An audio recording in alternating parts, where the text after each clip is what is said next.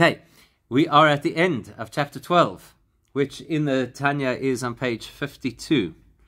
And I'll stick it in a moment onto the screen for those of you who are here virtually. Let's just recap what we're talking about and how we got to this topic. I think the greatest revelation for me in last week's discussion was that the mitzvah of Ahavas Yisrael, the mitzvah to love your fellow Jew, is only a mitzvah if they're not easy people. If they are nice, there's no need for a mitzvah. Nice people we like. We don't need a mitzvah for that. But the fact that there is this mitzvah of love your fellow Jews yourself implies that there are going to be some people who are not so lovable. They're not so nice. So we began last week by talking about the Beinoni.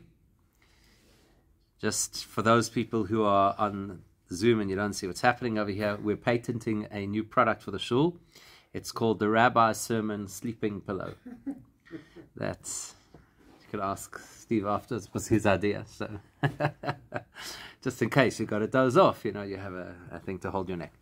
Okay, so the context over here of this chapter is this is the chapter that introduced us to the Beinoni, and we understand now that a Beinoni is such a spiritually advanced person that if we were to meet a Beinoni in real life, we'd be 100% convinced that they are a tzaddik, because they're so advanced and so and on top of their spiritual development, and they're so self-controlled and they're so focused that you would just assume that they're a tzaddik. And what we've defined is that the nature of a Beinoni is to have the same things flash across the screen as we have flash across our screen. What does that mean? You get those games to test your reflexes. Where something pops across the screen and you've got to see if you can touch it at the correct time.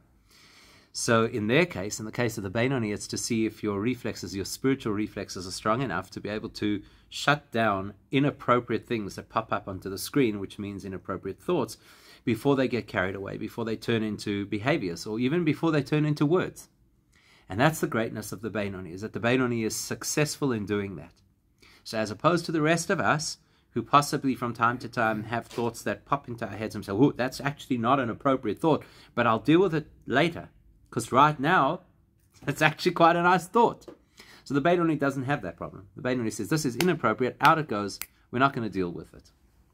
And we spent the lion's share of this chapter talking about this principle and how it works in terms of the Beinoni's spiritual development. What we only started to talk about last week was in interpersonal relationships.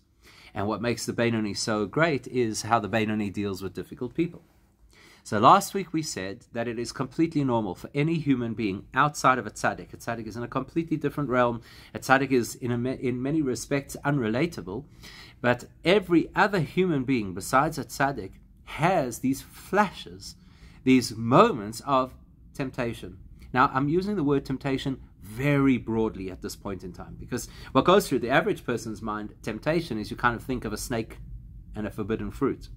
That's usually what goes through a person's mind. Well, what's a temptation? A temptation is that there's something I should not have, but I already would like to have it, so therefore I'm feeling tempted by it. But the truth of the matter is, temptation is much broader than that. For example, this morning, staying in bed was very tempting. There was a howling wind outside. And we all knew it was going to be chilly. So it's much more tempting to stay in bed. That's a temptation, the temptation of not doing what I should do. And the same thing is when a person gets angry. That's also a temptation. It's very tempting to get angry. We feel justified. Somebody did something. They should never have done it. It's inappropriate. How could they behave this way? Do they know who I am? That kind of thing.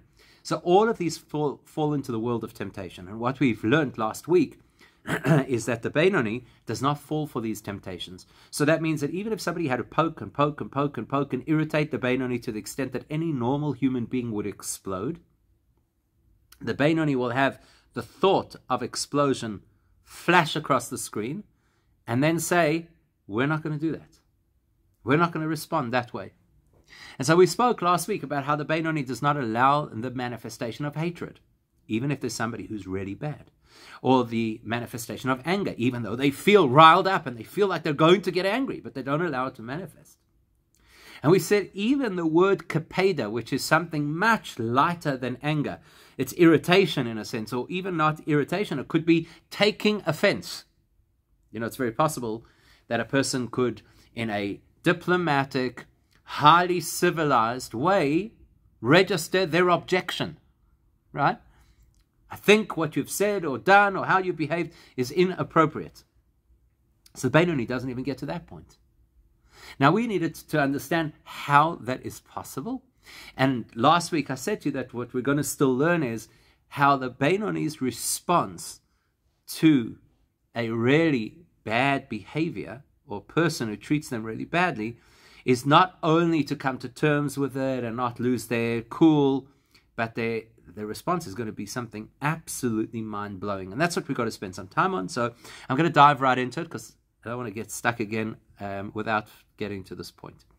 So if you have a look, it is... I'm going to go back to the beginning of this section just to get the flow. So that is about halfway down the page, or more than halfway down, about 2/3 way down the page. And you'll see that there is a line that starts with the word einoi, and then there's a full stop, and we're just after that full stop with the word v'chein. Okay, that's where we're going to be. V'chein bidvarim. That's what we're going to be reading now. So after having discussed in tremendous detail all of the various components of what it is that the Benoni is able to control in terms of spiritual temptation and distraction, etc., then we say v'chein. The same principles apply bidvarim shebein adam lachaveroi, with any interaction between people. As soon as the Benoni feels the eruption from the heart, because the heart is impulsive and the heart is reactive, and so the heart may very well, in other words, the emotional state of a person may very well respond to something before the intellect kicks in. So as soon as the Benoni discovers or senses that that's happening in their experience, and they have a zoitina, v'sina chas v'sholem, or yezekina, or ka'as, or kpeda v'domehen. As soon as the Benoni becomes aware of the fact that there is a brewing sense of hatred, or vengeance, or anger, or envy, or even taking exception to a person's behavior, Einon mikablon klal b'moichoi uveretzoinoi. The Benoni does not at all, that's a very strong word, klal, does not at all allow that to manifest or allow that to express itself in their lives. Okay, it's quite a big thing. It's quite a big thing to imagine. So try and think of a situation where a person did something that really irritated you, or try and think of a situation where a person mistreated you. And then imagine having the presence of mind and the composure and the self-control not to allow that emotion, which is a very strong emotion, to drag you down that wormhole. Sitting here in this calm environment with the book of Tanya open in front of us, that sounds like a great ideal. Go back out into the world and confront the people who mistreat us, and it's a very difficult theory to apply in our lives. So we have to ask ourselves the question, what does the Benoni know, obviously with a lot of clarity, that the rest of us don't necessarily always remember? And that's why the Benoni can shut down that emotion while we tend to be victim of the emotion. What's the difference? So we start off with what we learned last week, ve'aderaba, to the contrary, instead of being controlled by the emotion. So instead what happens is that hamoyach shalit umoishel beruach shebeliboy. This is what we got up to last week. The key principle that the Benoni works with is that Hashem has designed human beings in such a way that our intellect, our mind, our objective analysis is in a position to direct and control our emotional responses. This is such an important principle, and it completely flies in the face of modern thinking. In our world, the argument is, that's how you feel, we have to respect it. And in the world of Tanya, a person has to ask themselves, yes, of course I might be justified in societal terms for feeling this way, but is it how I should feel? That's the question. And how do we analyze that? We've got to use our minds, because in the world of Tanya, we say that the reality of how Hashem wired human beings is with a natural capacity to use the mind to calibrate and to direct emotions. Tell this to the modern person and they think you're a meshugana. What are you talking about? You're expecting me to behave differently, to recalibrate my emotions? These are my emotions. Don't dismiss my emotions. Yes, 100%. It is not for me to dismiss somebody else's emotions. That is insensitive. That is patronizing. You don't do that. But when I am honest with myself in the analysis of my emotions, well, then I have every right. Not only do I have every right, that is considered maturity and development to be able to say, just because it's my emotion doesn't mean I have to be caught in that emotion. Let's understand exactly what that means. So I used an illustration last week, which is probably a good illustration. I'm sure there are many others. I'm sure you could think of ideas. But the illustration of the person who's driving and the driver of the car in front of them drives badly. So either short stops, cuts them off, is driving too slowly, stops at the green, then at the last minute goes through the red. I've effectively described the first 5 minutes of traffic in Joburg. So the person in the car behind them might have a whole tantrum. It happened to me today. Literally happened to me today. I was driving, and there was an individual who was trying to get from their lane into the lane that I was in. The only problem is I was there. So he got angry at me that I was there, because he was trying to get into that. And as it happens, I was actually trying to get into the next lane. So I wasn't actually even in his way. If he would have just breathed for 3 seconds, I would have been out of his way. He could have got into the lane. But it was fascinating because I was watching this guy gesturing with his hand, like a whole blah, blah, blah, blah, because why? Because I was in the lane that he was trying to get into. And I thought, this is actually somewhat humorous, because he's so worked up and he has absolutely no idea of whether I've noticed him or not, because I saw him literally out of the corner of my eye. It's not like I turned and gave him attention. Literally saw him out of the corner of my eye. And by the time he was doing his whole tantrum, I was already in the next lane. But we believe that we're justified in having those explosions. We all do. If you knew what kind of a day I had, you would understand why I'm behaving, right? And we think that that is an absolutely acceptable means of behavior. And it might be. And then one day we might go to the cardiologist, and the cardiologist will say, you know what? You've allowed your blood pressure to rise too many times. You say, but it's not my fault. Yeah, it might not be, but it's still your heart.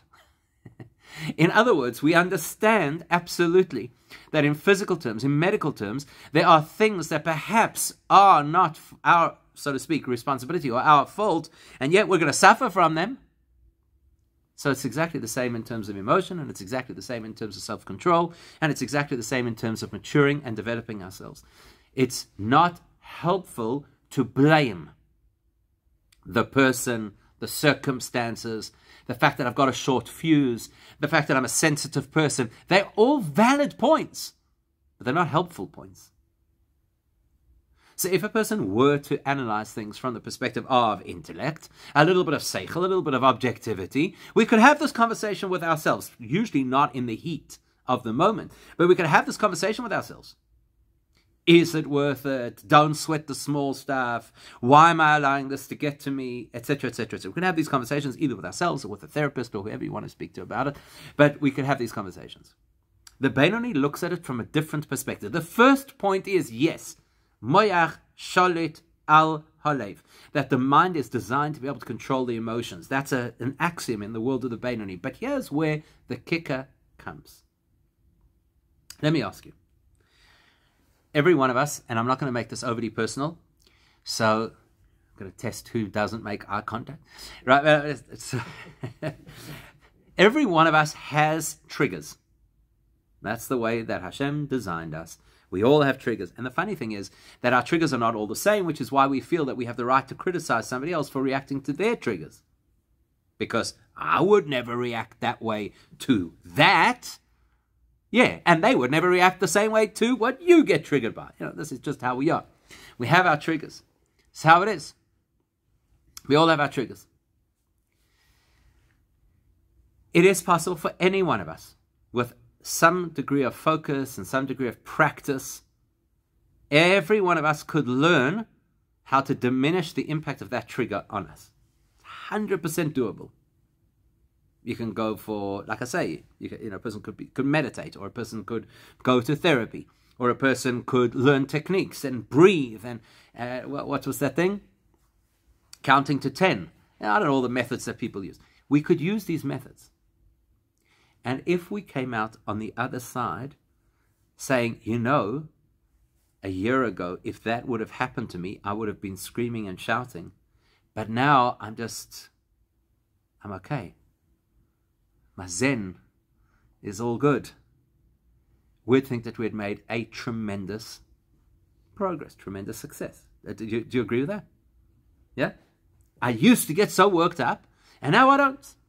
That would be considered a success in generic terms, in human terms, but not in spiritual terms. And the reason it's not good enough in spiritual terms is quite similar to the principle in physics, that energy is never lost. So the energy went somewhere. Let's say, for example, a person says, I'm going to bite my tongue. Does that sound healthy? It might sound like a good management process. Okay, I'm not going to explode. I'm not going to scream. I'm going to bite my tongue. But, biting your tongue is quite an uncomfortable experience. The energy is not lost. Just because we have mastered a particular behavior and we're not allowing it to overtake us does not yet mean we're in a healthy place. Where does that energy go? I'll give you a different illustration of the same point, which might make it a lot clearer. Tell me if you've ever heard anybody have a conversation along these lines. How come you're so nice to everybody, but when you come home, then you're unplayable? Or how come it is that when you're at work, you manage everything, all the chaos in your high-powered, high-stress position, and you keep an even temper, but you walk through the door and the smallest little thing sets you off like a firecracker? How come it is? Why? Because energy is not lost. So if you're going to pent up all the negativity and just keep quiet or not be triggered, it has to manifest somewhere. So the person is going to explode somewhere else, or they're going to, God forbid, create some kind of illness in their body. What? Heart attack. Yeah, exactly. They're going to create some kind of illness. It's got to go somewhere. The energy has to go somewhere. So it's only the first phase of maturing and development to get to the point where I'm not allowing myself to get completely worked up. Says the Beinoni, no, that's not good enough for me. So therefore the Beinoni says, Lasois hahefech mamesh. This is mind-blowing stuff. The Beinoni has so much focus and so much awareness and so much self-control and so much, to borrow a word that is so popular nowadays, mindfulness, that the Beinoni is not only not allowing the trigger, not only is the Beinoni burying the emotion, but the Beinoni redirects themselves to do the exact opposite of what that emotion would have caused. Again, but let's read it again. The mind has so much control and jurisdiction over the emotions that are embedded inside the heart, that causes the Beinoni to do the exact opposite of what the feeling pushed them to do. So let's go back to our list. What were the things on our list? Hatred, envy, anger. What's the opposite of hatred? Love. Love. What's the opposite of envy? It's not so easy, huh? Is what? Abundance. It's a good word. It's a good word. There's a word in Yiddish that doesn't really have a direct translation in English, but it's the opposite of envy. It's called to fargin. Have you ever heard this expression? To fargin, which effectively means to graciously respect or possibly even celebrate somebody else's success. So envy is, I want what they have. And the opposite of envy is, I'm so happy they have it. Okay? That's the opposite. What's the opposite of anger? Careful with this one. Calm. It's right. That's what you think, right? The opposite. Oh, that's very good. I did not know that there's such an expression in Hebrew. Lefargen. Okay, there you go. Maybe it comes from Yiddish. Fargen. Okay, very good. I didn't know that. What do you say? Calm. Calm is the opposite of anger. Is calm the opposite? Calm could also be the opposite of energetic. So anger. The opposite of angry is angry with, happy for. Okay, which is similar to fargin. So what's happening over here in the Beinoni's reality is, the Beinoni says, if this is my knee-jerk reaction, it's an immature reaction, and so therefore I have to respond with the opposite reaction. Because if that's the immature response, then I've got to somehow direct myself to have the healthy response, and the healthy response must look the opposite of the immature response. Does that make sense? Let's put it this way. Let's say that you're an athlete, and you're competing in some athletic event, and you get the silver medal. Right?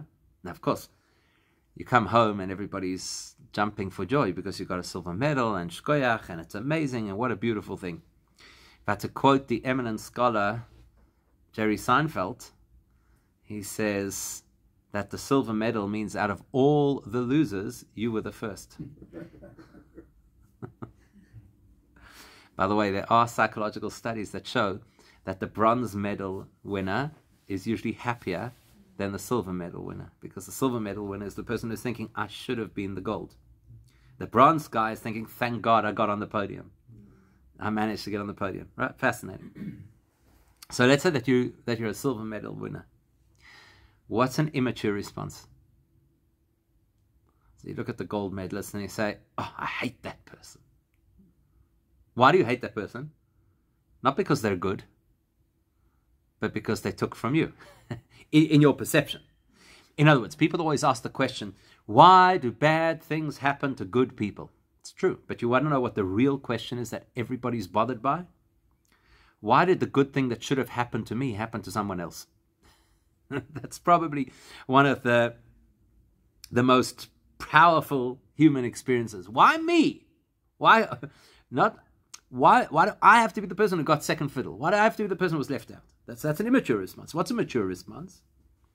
A mature response is to say either, what a wonderful person. Look how well they've done. I should go and give them a genuine handshake, a genuine pat on the back.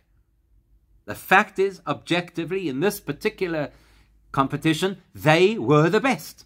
Objectively. So I should give them a shkoyach. Or an objective response would be, I should train a bit harder. Maybe next time I'll be good. But any response that somehow disses the other person is not a mature response. So what does the Beinoni do? So remember, energy is not lost. So the Beinoni says there's energy inside of me right now, and it's negative energy, and it's starting to spout. It's starting to express itself.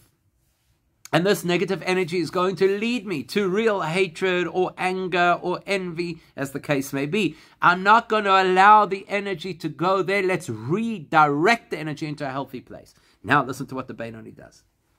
Lehisnaig im chavero b'midas chesed.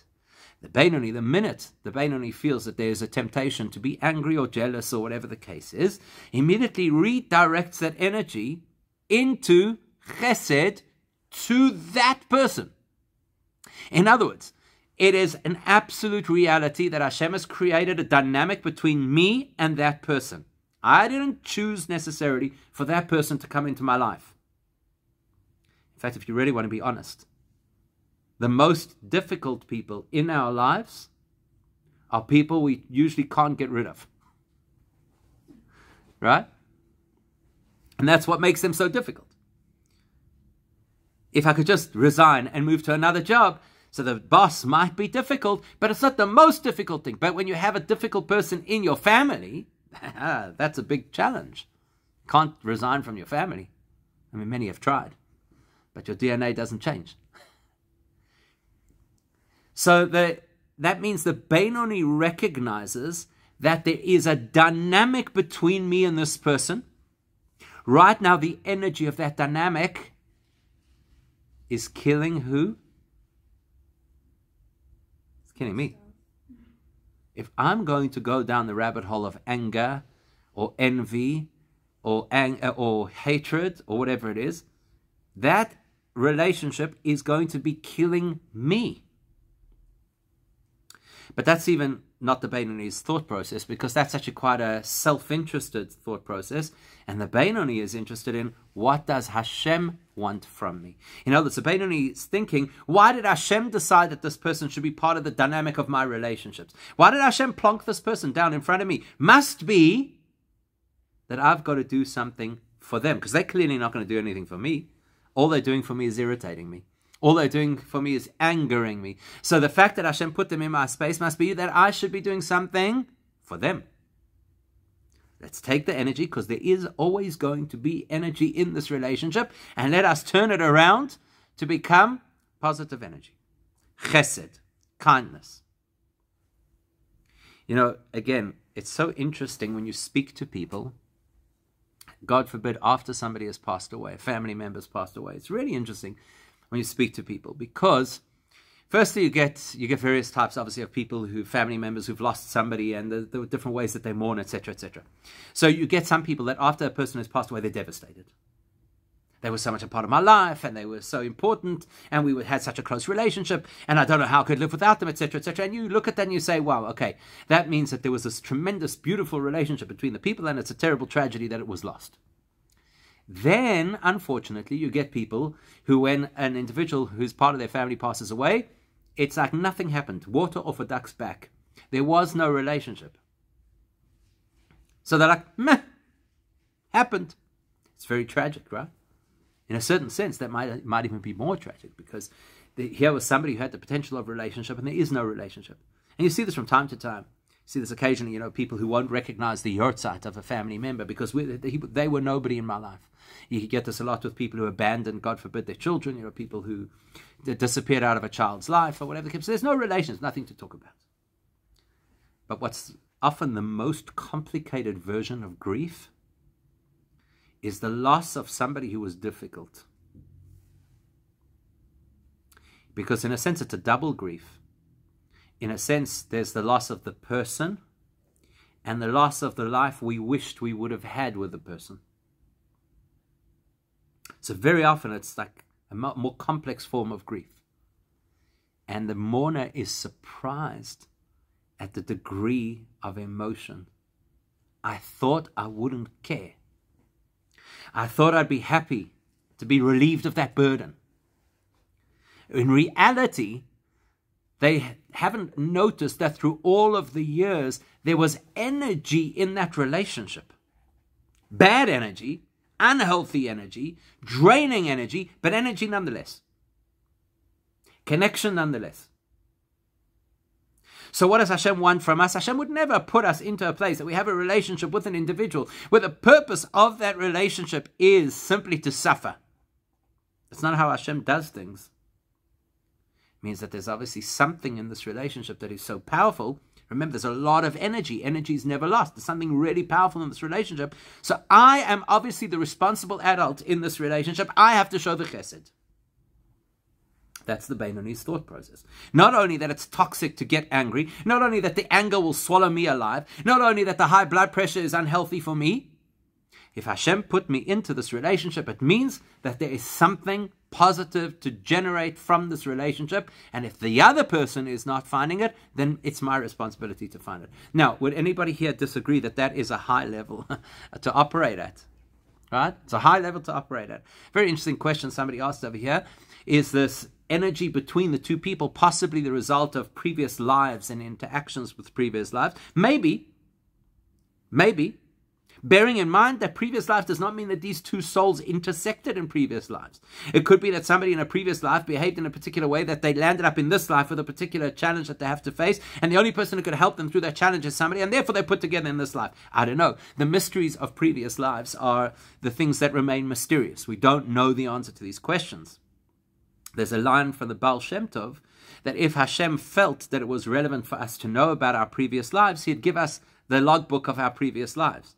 The fact that we don't know that information means that it's a mystery and it's something we can have interesting speculative discussions about.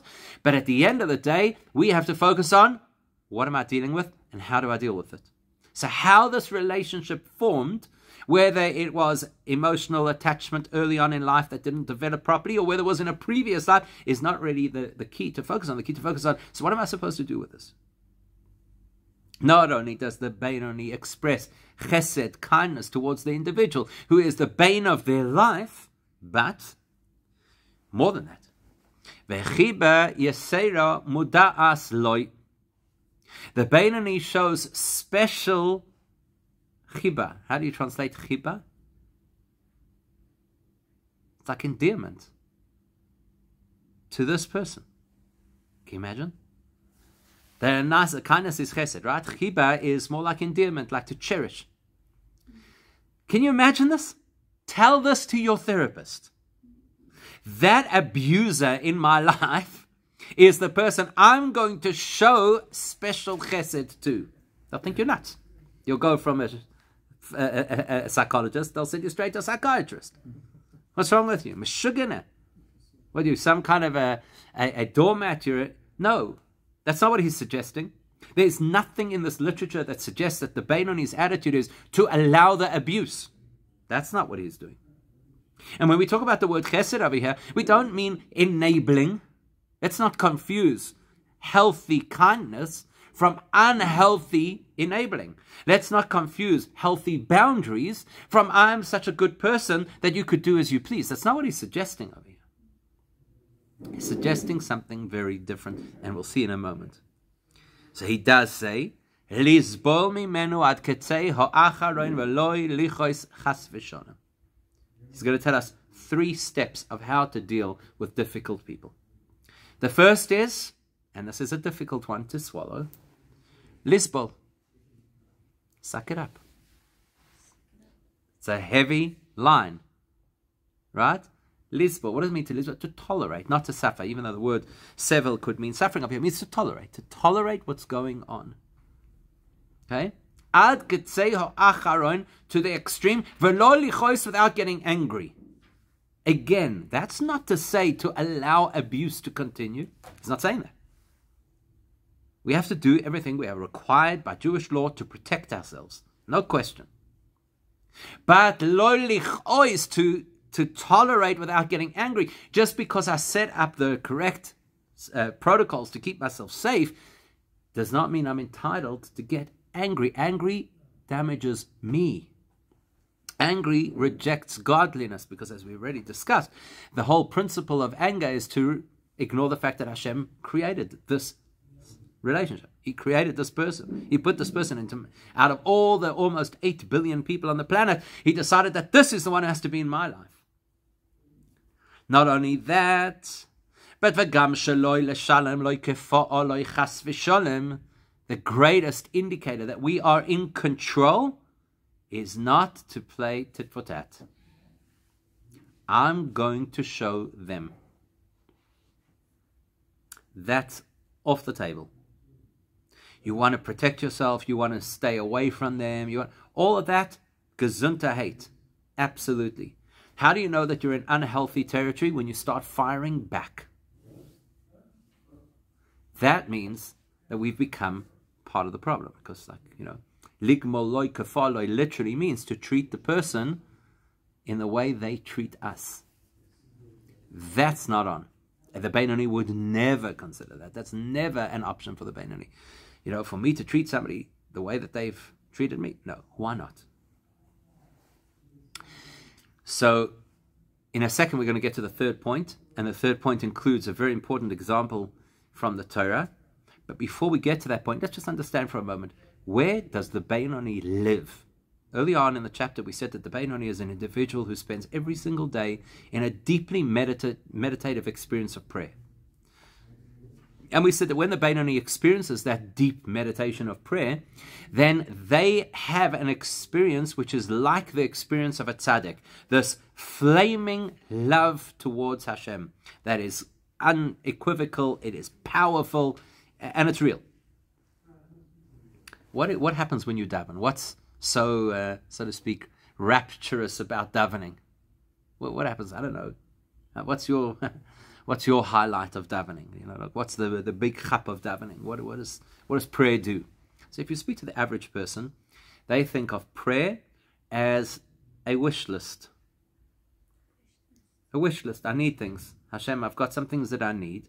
I know there's a certain protocol, like lahavdil. If you were to address a letter to the King of England, there's a protocol. You've got to say these words. You've got to say His Royal Highness, and and then you could write your letter. So, in a similar way, lahavdil, as we say, we can't compare humans, obviously, to Hashem. We have things we need from Hashem, but before we get there, there's a protocol. You first got to say, thank you, Hashem, for the sun and for letting me wake up this morning. And I think your creation is beautiful and the angels are spectacular. And Hero Israel, I'm dedicated to you. Now let's get down to business. I need the following things. That's how most people understand davening. That's not davening. Asking for what we need is a component of davening, and it's a valid part of davening, but that's not what davening is.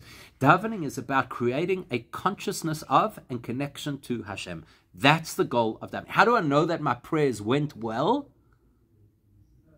You know what they say? How do you know if your davening on Rosh Hashanah was successful?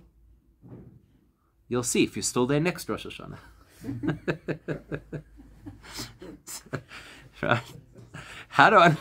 How do I know if I've had a good davening? Because I feel more connected. Because I have greater awareness of Hashem.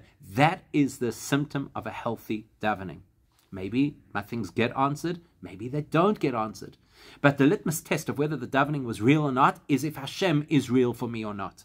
The Beinoni has this profound experience of davening every single day, which means that the Beinoni every single day has such a clarity about God that is beyond anything we could imagine, let alone experience. And then after the davening is over, as we learned in this chapter, there's a residue of that high that stays with the Beinoni all day long, and therefore, whatever happens in the Beinoni's day, he has absolute clarity. This is Hashem orchestrating right now. That's his attitude. So the Beinoni says, if this person is in my life and they are difficult and they're making my life uncomfortable, that means Hashem chose to put this difficult person in my life. The fact that they're a difficult person is their business. And they have to work on that. They have to own it. They are 100% responsible for their behavior. There is nothing that I did that justifies their bad behavior. If it's bad behavior, it is 100% on them. And there's no value, even in the Beinoni's beautiful world, of saying, maybe I misbehaved, maybe if I did things differently, maybe I'm not a good person. Not one word of that was in this chapter. There was never a suggestion that we should play ourselves up as at fault for somebody else's bad behavior. They are 100% responsible for their bad behavior. But the question the Beinoni has is, why did Hashem choose me as the victim? Because they didn't choose me as the victim. They could only have chosen me as the victim if Hashem allowed them to come close enough to know who I am. Why did Hashem choose me as a victim? Because I have to learn from this experience. I have to learn to become a more resilient person, lisbol, to be able to tolerate all kinds of attacks without allowing it to get under my skin. That's why Hashem sent me this person. That's why He says, lisbol mimenu ad ketzei ha'acharon, to tolerate the absolute extreme behavior, because that is teaching me strength. And if I have to fire back, that shows my weakness. I don't feel resilient in myself, and that's why I feel I have to make a statement. And I'm going to learn loy lichois, not to be angry. Not because this is a good person or a healthy teacher, but because it's a valuable lesson to learn not to be angry. So Hashem decided that He's going to give me a method by which every single day that I'm with this person or in this relationship, that I'm going to learn not to be angry. And I'm going to learn how to show chesed, kindness, to people who don't deserve it, because chesed is not a matter of what they deserve, it's a matter of who I become. And again, to be clear, chesed is not enabling. Chesed is healthy kindness. And then, the highest state of the Beinoni's relationship with people and the lesson about how to deal with difficult people is to give them kindness that they don't deserve. Now that's a mind-blowing thought. What? So look at the example he gives. The Zohar tells us that we're supposed to learn from the example of Joseph and his brothers. Let's remind ourselves of that story, because it's an incredible story to think about. Joseph and his brothers. You think you got tzuras? We all have to, right? It's like when kids have a fight and the one child says to the other child, I'm gonna beat you, and the parents are, we don't talk like that in our house. Okay, well, apparently in Joseph's house they did more than talk. They literally took their brother and they literally put him into a pit filled with snakes and scorpions. Then they deliberated what to do next. And luckily for them, there was a caravan of traders, which in those days would trade anything, including human traffic. And that was it. They sold their brother, and he lands up going down to Egypt, and he lands up having the most horrific 2 decades of his life, where he's got to hang out in the house of Potiphar, and then he lands up in prison, and then he lands up, when he eventually makes it into the big, league, and he becomes the viceroy of Egypt, he's still in Egypt. Think about this. Yosef was the favorite son of his father Yaakov. Can you imagine what it feels like to be away from your father for 2 decades when you have such a close relationship? Let's put this into context. You see this unfortunately when there are acrimonious divorces, and how parents, unfortunately divorced parents, sometimes use their children as weapons against the other parent. You see that sometimes, right? How much resentment is there from the parent who can't get to see the kids against the parent who's preventing them from seeing the kids? We all know this, unfortunately, because we all know people who've been through this. It's terrible. How much resentment do you expect Joseph to have against his brothers? It's because of you I haven't seen Dad for 20 years. It's because of you that I spent 2 years in an Egyptian prison. It's because of you. Yeah, he could have had a whole litany of things. Joseph's brothers eventually come down to Egypt. They don't know at this point that he is the most powerful person in the whole Middle East. And they come face to face. And Joseph now has the opportunity to give them what we call payback. Boy, can he make their lives a misery. And he does, actually, in the beginning. How does he make their life a misery in the beginning? Because effectively what he does is he tests their allegiance to their family. Are you going to stand up for your brother? Remember, you didn't stand up for me. So we're going to test the system now. Have you learned your lesson? Have you grown? Are you going to stand up for your brother? There's nothing vindictive in this. If Joseph was being vindictive, he would have taken the brothers, thrown them into prison, and thrown away the key for 20 years. But he doesn't do that. He does an exercise of rehabilitation with them. The only way the exercise can work is if they don't know his identity. So he remains anonymous in the story. He's the Egyptian viceroy, not the long-lost brother. And he puts them through their paces and sees, how do they feel about him? How do they feel about their other brothers? How do they feel about their father? Have they done teshuvah? And then at the end, when everything blows open, and Joseph says to them, I am Joseph, your brother. You know how they felt? Can you only imagine how they felt? Oh my, we're so sorry. This is terrible. And Joseph says to them, this is the words in the Torah, you did not send me here. Hashem sent me here. And he sent me here so that when the time came, I would be able to look after you. Think of that for a moment. How's that for presence of mind and perspective?